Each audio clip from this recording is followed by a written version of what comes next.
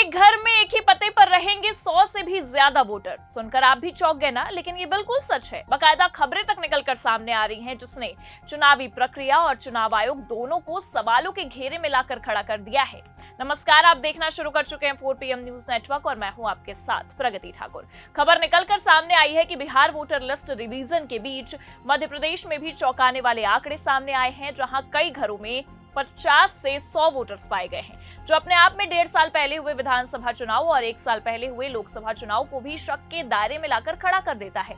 आप ये खबर देखिए, भास्कर की, इसमें लिखा भी है मध्य प्रदेश में 1696 पते ऐसे जहां एक घर में 100 वोटर रजिस्टर्ड। मतलब आप ही समझिए कि जिस राज्य में विधानसभा चुनाव 1.5 साल पहले हुआ है, उन्हीं फर्जी वोटरों ने वोट दिया है और यहाँ तक कि 1 साल पहले हुए लोकसभा चुनाव में भी वही वोटर वोट देने गए थे। उसके बावजूद आज जाकर ये समझ में आ रहा है कि जिन लोगों के आधार पर मध्य प्रदेश में बीजेपी ने अपना डंका बजाया, सरकार बनाया, वो तो फर्जी थे, जो अपने आप में कितनी बड़ी बात है।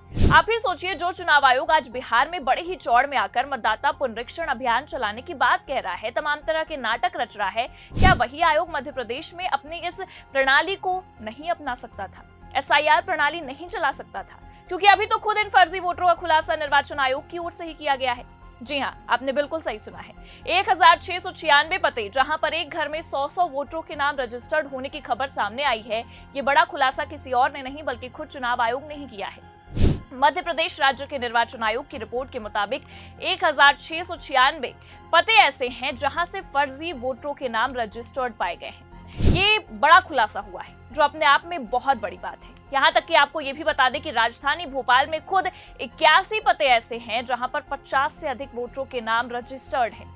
मतलब राजधानी में भी फर्जी वोटर हैं। और ये सबसे हैरानी की बात है कि इन वोटरों का नाम सूची में तो खुद चुनाव आयोग के ही अधिकारियों ने शामिल किया होगा। कोई ना कोई BLO अधिकारी तो होगा जिसने इतने मतदाताओं को वोटर ID कार्ड बनवा कर दिए होंगे, जो साफ साफ चुनाव आयोग की कार्यप्रणाली, चुनावी प्रक्रिया और सबसे बड़ी चीज चुनावी खेल को भी एक्सपोज करता है। हालांकि खबर में ये साफ बताया गया है कि उपचुनाव को लेकर मतदाता सूची का डेटा तैयार होने से पहले ये खुलासे हुए हैं। देखिए, खबर हमारे पास मौजूद है, इसमें लिखा भी है बिहार में हो रहे वोटर लिस्ट रिवीजन के बीच मध्य प्रदेश से भी एक बड़ी खबर सामने आई है। MP इलेक्शन कमीशन की तरफ से जो आंकड़े सामने आए हैं, उनमें कुछ चौंकाने वाली बात सामने आई। दरअसल राज्य निर्वाचन आयोग नई रिपोर्ट के मुताबिक मध्य प्रदेश में 1697 ऐसे पते हैं जहां एक ही घर में 50 या उससे ज्यादा मतदाता रजिस्टर्ड हैं। इनमें नगरीय निकाय और पंचायत क्षेत्र दोनों ही शामिल हैं। बताया जा रहा है कि राज्य निर्वाचन आयोग ने जब उपचुनाव को लेकर मतदाता सूची का डेटा तैयार करवाया था, उसमें यह जानकारी सामने आई, जिसके बाद इस पर जांच शुरू हो गई। मतलब बिहार के विधानसभा चुनाव से पहले वहां ये सब नियम, कायदे, कानून चुनाव आयोग की तरफ से लागू करवा दिए गए, लेकिन जब बात मध्य प्रदेश में उपचुनाव की आई, तब चुनाव आयोग की नींद खुली है। मतलब विधानसभा चुनाव हो गए, लोकसभा के चुनाव तक हो गए, उसके बावजूद चुनाव आयोग ने फर्जी मतदाताओं की सूची नहीं निकाली। लेकिन अब चुनाव आयोग खुद अपनी गलतियों पर पर्दा डालने के लिए खुद ही रिपोर्ट दिया जा रहा है, खुद ही बड़ा खुलासा कर रहा है। क्योंकि सबसे बड़ी बात यह है कि जो 1697 पतों पर 100 फर्जी वोटर होने का आंकड़ा बताया जा रहा है, ये आंकड़े खुद चुनाव आयोग ने ही बताए हैं, ना कि किसी अखबार के रिपोर्टरों को भेजकर ये आंकड़े निकाले गए हैं। ये जानकारी इकट्ठा की गई है।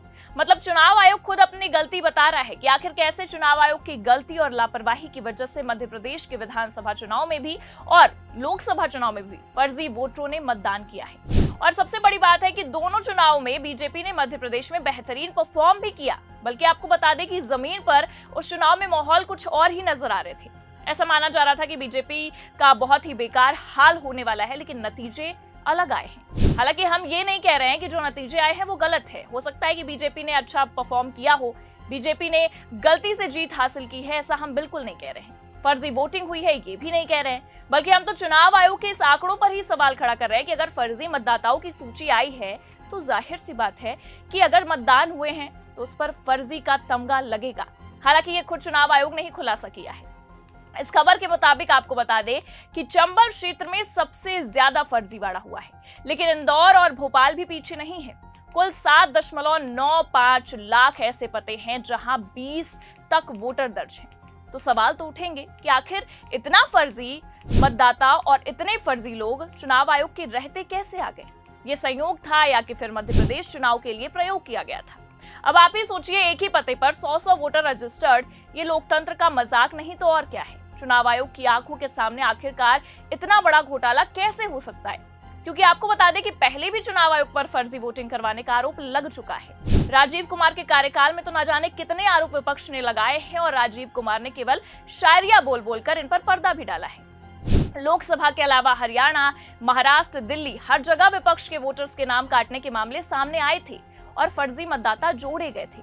हर स्तर पर आंकड़ों में गड़बड़ी, ईवीएम की धांधली, वोटर्स के नाम काटना, फर्जी वोटर को जोड़ना, वोटिंग बंद होने के बाद भी मतदान प्रतिशत बढ़ते जाना, ये सब मामले चुनावी प्रक्रिया और चुनाव आयोग पर कई सारे सवाल खड़े करते हैं।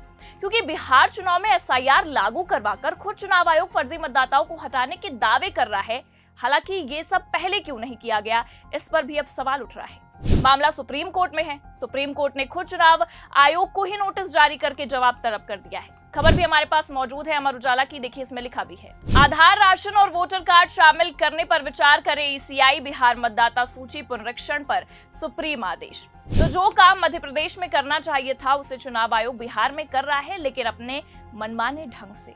विपक्ष का आरोप है कि कई मतदाताओं के जो उनके मतदाता हैं उनके नाम काटे जा रहे हैं। बस इसी को लेकर मामला सुप्रीम कोर्ट पहुंचा है और सुप्रीम आदेश भी मिल चुका है। तो अब तक जिन दस्तावेजों को चुनाव आयोग यूजलेस बता रहा था, सुप्रीम आदेश के मुताबिक आज खुद सुप्रीम कोर्ट के आदेश के बाद उन्हीं दस्तावेजों के आधार पर मतदाता सूची तैयार करने की नौबत आ गई है। क्योंकि खबर देखकर भी ये साफ समझ में आ रहा है कि आधार, राशन और वोटर कार्ड, इन तीनों को दस्तावेज वाली सूची में शामिल करना होगा और जिनके पास ये दस्तावेज हैं वो मतदान देने के अधिकार हैं। आगे खबर में देखिए लिखा भी है, बिहार में मतदाता सूची विशेष पुनरीक्षण अभियान के खिलाफ दायर याचिकाओं पर सुप्रीम कोर्ट में सुनवाई हुई। लंबी बहस के बाद सुप्रीम कोर्ट ने चुनाव आयोग को निर्देश दिए कि वो पुनरीक्षण के लिए जरूरी दस्तावेजों के आधार कार्ड, राशन कार्ड और वोटर कार्ड को शामिल करने पर विचार करे, साथ ही 3 मुद्दों पर जवाब भी दाखिल करे। सुप्रीम कोर्ट ने चुनाव आयोग को नोटिस जारी करते हुए मामले की सुनवाई 28 जुलाई तक टाल दी है। तो हर तरफ से चुनाव आयोग फंस रहा है। सुप्रीम कोर्ट की बात कर ले, पहले बिहार के मामले में सुप्रीम कोर्ट से फटकार और अब राजीव कुमार के कार्यकाल में हुआ मध्य प्रदेश चुनाव, इसके साथ साथ लोकसभा चुनाव, ये सब सवालों के घेरे में है। खुद रवीश कुमार तक ने चुनाव आयोग पर सवाल दागे हैं।